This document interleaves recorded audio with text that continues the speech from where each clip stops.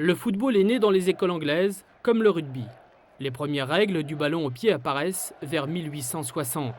La Fédération internationale, quant à elle, voit le jour en 1904. Entre-temps, le football a conquis les 5 continents.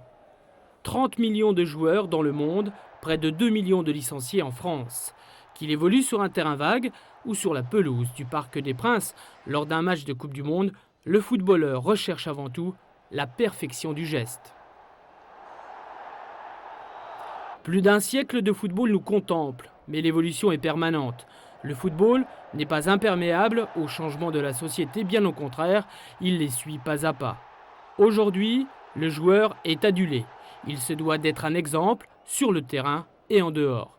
Préparation physique, récupération, diététique sont entrés dans le discours de tout à chacun. Du minime au junior, de l'anonyme à l'international, l'exécution instantanée de gestes sportifs efficaces nécessite une mobilisation synchrone de chaînes de muscles. L'analyse de gestes du footballeur, donc de ses besoins, engendre la création d'exercices spécifiques.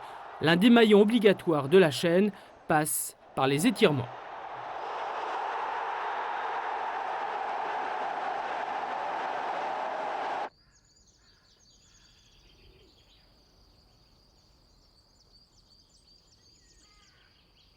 Les étirements sont surtout intervenus dans l'échauffement, avant le match et aussi après le match. Avant le match pour mieux se préparer au match, être le plus souple possible et le plus près possible sur le plan musculaire. Et après le match parce qu'on s'est rendu compte que ça permettait une meilleure vascularisation, une meilleure oxygénation du muscle, donc forcément une meilleure récupération.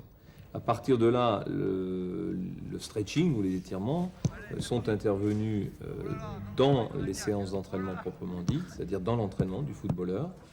Et on pratique les étirements avant que la séance ne démarre ou quelques minutes après le début de la séance.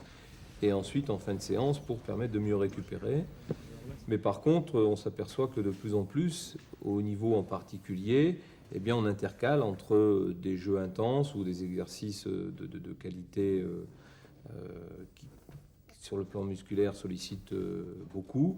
Eh bien, on fait intervenir des étirements pour justement permettre une meilleure digestion de l'effort. Alors, à quoi servent les étirements ? Eh bien, on vient de le voir, ils servent surtout à mieux récupérer sur le plan musculaire, à mieux digérer les efforts auxquels le muscle est soumis, mais surtout également à être le plus souple possible. On sait que le footballeur est de tradition quelqu'un de raide, quelqu'un de noué, parce qu'il muscle beaucoup. Eh bien, l'équilibre est trouvé par l'étirement. Et musculation et étirement, ça donne le plus de souplesse possible. Et qui dit souplesse dit justesse technique. Les étirements ont un rôle tout à fait fondamental quant à la physiologie musculaire et tendineuse. On sait que tout exercice musculaire amène à des micro-lésions au niveau du muscle et à des rétractions, on peut employer ce terme, je pense, pour que tout le monde comprenne, de ces muscles après l'exercice musculaire. Au niveau muscle, au niveau tendon et la conséquence, comme le savent tous les footballeurs, au niveau des articulations elles-mêmes. Donc pour nous, il est extrêmement important de jouer sur cette souplesse musculaire, à la fois avant l'entraînement ou la compétition, et surtout, parce que je pense que c'est le plus important, après la compétition et après les entraînements difficiles. On sait que le muscle est une structure qui est susceptible de s'allonger à tout moment, et c'est le rôle de l'exercice musculaire. Contraction et étirement, tout se fait dans le même temps. Mais on sait aussi qu'il existe un certain nombre de récepteurs au niveau des muscles et au niveau des tendons qui favorisent ou non les étirements. Donc en fonction des exercices que l'on va vouloir réaliser, en fonction de la période d'entraînement, avant ou après, on va pouvoir choisir certains types d'étirements plutôt que d'autres. Quand on évoque l'exercice physique et le geste du footballeur, on pense toujours à la force, on pense toujours à la rétraction du muscle, au raccourcissement du muscle, et on oublie de dire que quand un muscle se raccourcit, les autres muscles, et notamment les muscles antagonistes, sont obligés de s'étirer. Et en plus, un maximum de gestes chez le footballeur se font en fait à la fois en contraction et en étirement. L'exemple, la frappe de balle de l'intérieur du pied va amener pour les muscles adducteurs à la fois, dans le même temps, une contraction et un étirement. Donc il est extrêmement important que le muscle non seulement ne soit pas préparé uniquement au développement de la force en raccourcissement, mais pour qu'il soit vraiment actif et que les muscles agonistes et antagonistes puissent travailler, qu'il y ait à la fois une possibilité de contraction et d'étirement dans le même geste.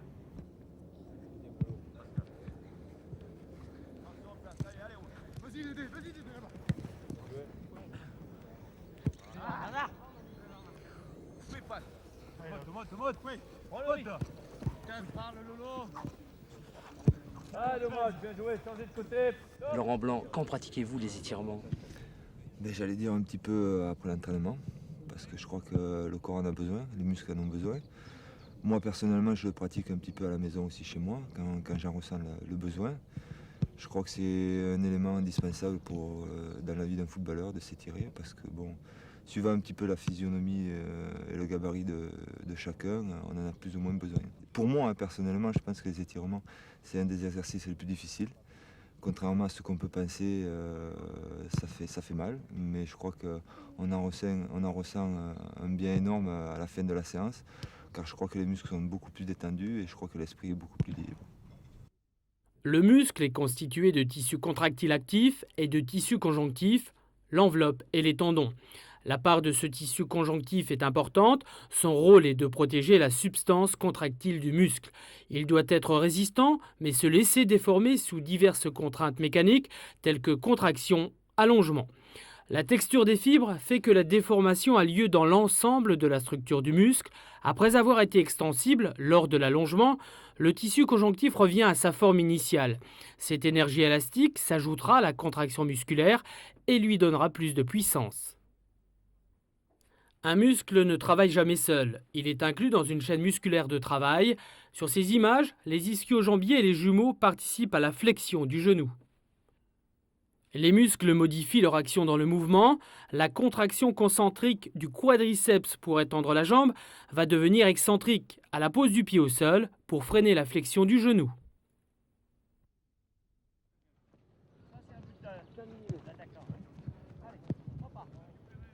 Le dribble oblige une mobilité, une stabilité optimum. Les muscles de la cuisse et de la jambe permettent au genou, alors en position semi-fléchie, d'être stable. Les muscles postérieurs de la cuisse empêchent le genou d'aller dans des positions de rotation extrêmes, évitant ainsi les entorses. Comme on peut le constater, les muscles qui entourent la hanche et la cheville participent à la stabilisation de ces articulations. La conduite du ballon n'est pas un geste naturel, même pour les Brésiliens pourtant orfèvres en la matière. Chaque mouvement, qu'il s'agisse d'un changement de direction, de l'accélération ou de la frappe du ballon, résulte de l'action simultanée d'un ou plusieurs groupes de muscles.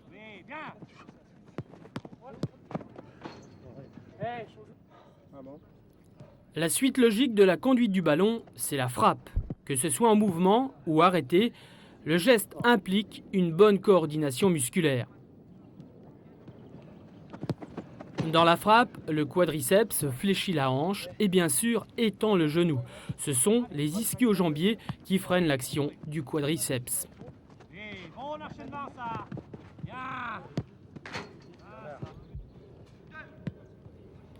La bonne synchronisation de ces deux muscles permet de régler et d'ajuster la puissance de la frappe.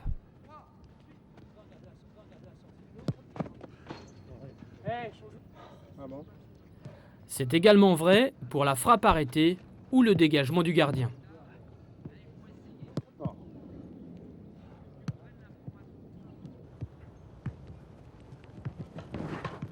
Le tacle, geste défensif par excellence, sollicite plus particulièrement les muscles adducteurs. Ce sont eux qui s'opposent à l'écartement de la cuisse.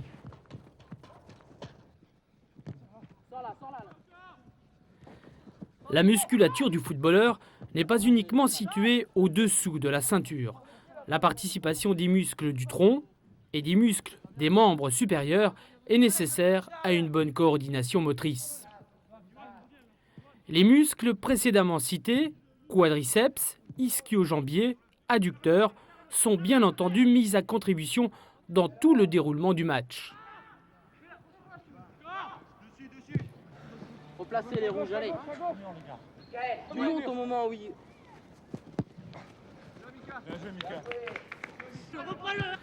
C'est pour cela que l'on peut affirmer que l'accident musculaire n'est pas une fatalité. Il résulte d'une action désordonnée de ces différents muscles.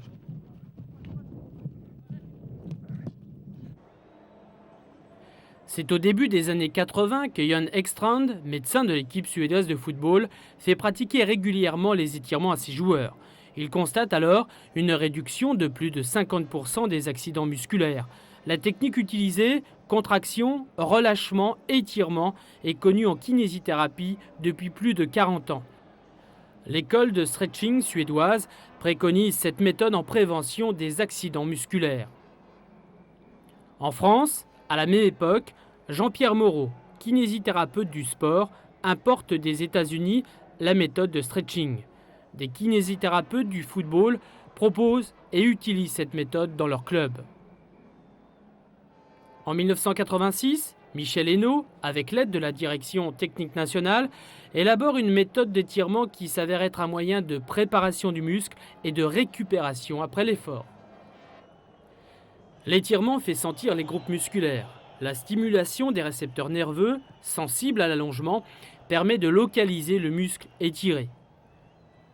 L'étirement augmente la circulation sanguine dans le muscle et produit de la chaleur interne. Ainsi, la viscoélasticité musculaire et tendineuse diminue. Le muscle résiste moins de l'intérieur, la vitesse d'exécution du mouvement augmente. L'étirement favorise la mobilité musculaire. Il augmente la mobilité longitudinale. Il favorise également le glissement profond du muscle sur celui qu'il côtoie. Il est impossible d'exécuter les étirements de façon automatique. Il demande une bonne concentration. Cette manière active de se concentrer est sans doute propice à assurer l'organisation du jeu collectif pendant le match. Les étirements sont indispensables pendant l'échauffement d'avant-match.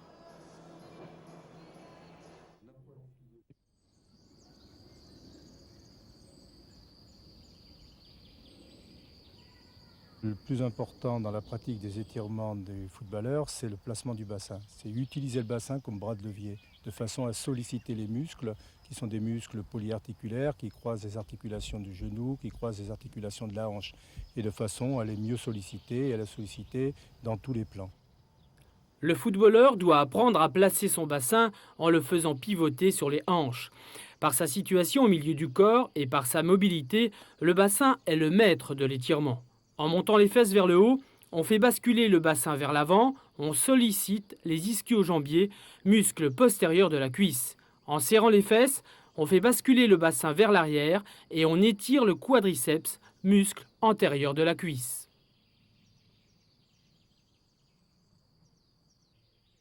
Jambes tendues, on évalue la distance main-sol, ce qui sera notre test de départ. Jambe gauche en avant, appui sur le talon, on pousse les fesses en arrière et on incline le tronc vers l'avant. La rotation du pied en dedans et ensuite la rotation du pied en dehors vont étirer le maximum de faisceaux musculaires.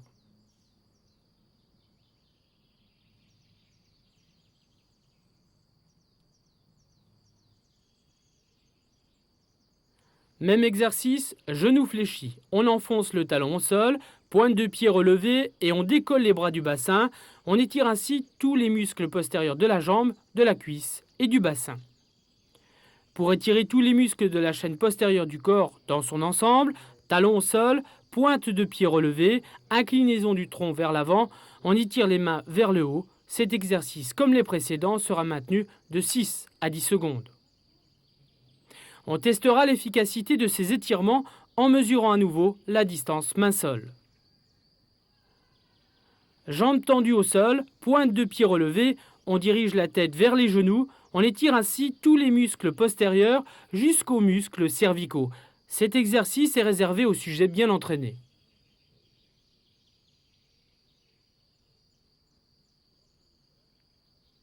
Pied droit collé au sol, on avance le tronc en rectitude, la cuisse gauche est en extension. La contraction des fessiers bascule le bassin vers l'arrière, on étire ainsi psoas et quadriceps.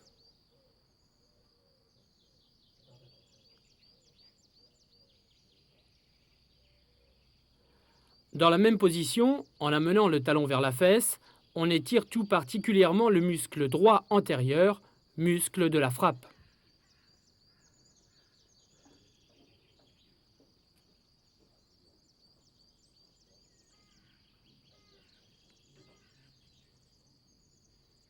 Cet étirement peut être effectué en position allongée. On abaisse lentement le genou vers le sol, le pied basculant avec la jambe sur son bord interne. On ressent alors l'étirement tout au long de la cuisse.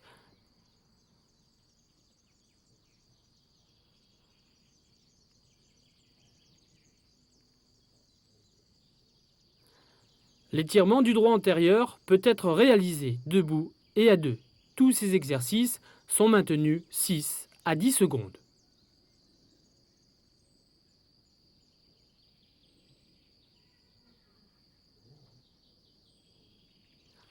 Jambes écartées, pieds parallèles, on abaisse une hanche tout en gardant le tronc vertical. Les genoux verrouillés en extension, c'est la partie haute des adducteurs qui est étirée. Ce même exercice, réalisé avec flexion du tronc vers l'avant, intensifie l'étirement des muscles adducteurs.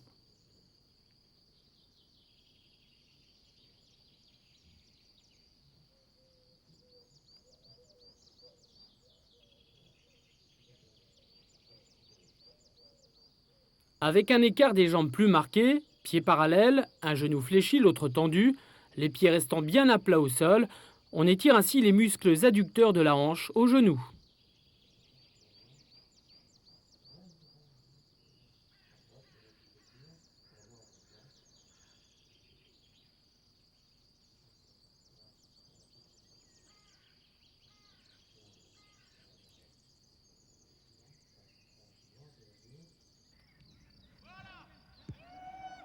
On peut aussi étirer les adducteurs en position assise. Genoux écartés, en maintenant les pointes de pied dans cette position, on abaisse lentement les genoux vers le sol en essayant de garder le tronc le plus droit possible.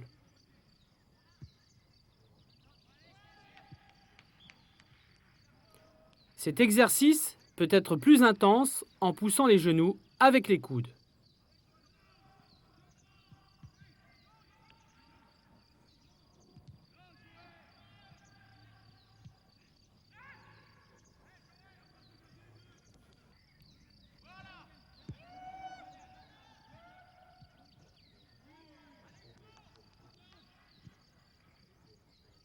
On place le pied à l'extérieur de la jambe tendue, le coude poussant sur le genou, la ligne des épaules est dirigée vers l'arrière, on étire ainsi les muscles profonds de la fesse.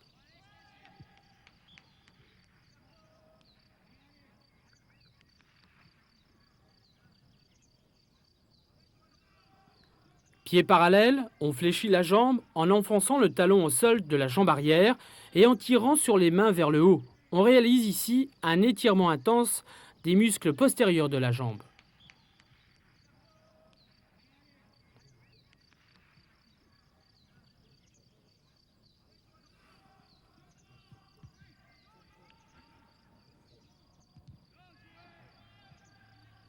Genoux fléchis, le bassin fixe, la main va chercher l'épaule opposée. La flexion latérale du tronc étire plus particulièrement le muscle grand dorsal. Dans ce dernier exercice, on étire les muscles thoraciques et lombaires, on combine l'inclinaison et la traction axiale.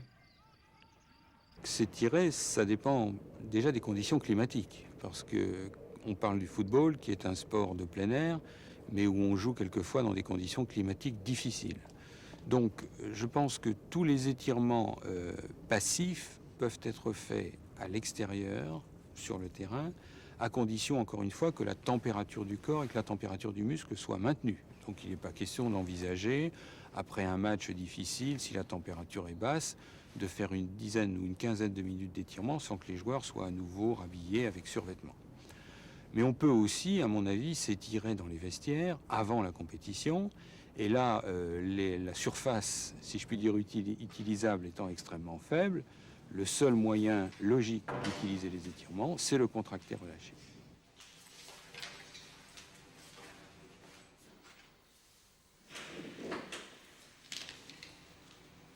S'il y avait un moment privilégié et un seul, je crois qu'il vaut mieux faire les étirements après des séances d'entraînement difficiles et l'idéal, et on sait que c'est pas toujours évident, après les matchs. Ça, c'est certainement le plus important, et notamment les Suédois, et je pense à Ekstrand, l'ont très très bien démontré, et ont permis de montrer de cette manière-là qu'on gagnait rapidement, qu'on récupérait rapidement la souplesse musculo-tendineuse et la mobilité articulaire. Ceci étant, si on peut tout réaliser, on peut réaliser des étirements avant l'entraînement ou la compétition et après. Avant l'entraînement, l'étirement fait partie de l'échauffement. Si on pense échauffement, il faut donc penser à l'augmentation de température du muscle. Et le seul moyen d'augmenter réellement la température du muscle, c'est l'activité du muscle et la contraction musculaire. Donc avant une compétition, il paraît logique, quand le schéma était bien assimilé, de proposer des étirements de type contracté, relâché. Par contre, après la compétition, quand le muscle est bien chaud, que la température centrale est à 38, voire quelquefois 39 degrés, on peut parfaitement envisager des étirements qui soient des étirements purement passifs, à condition de respecter les règles dont on a parlé.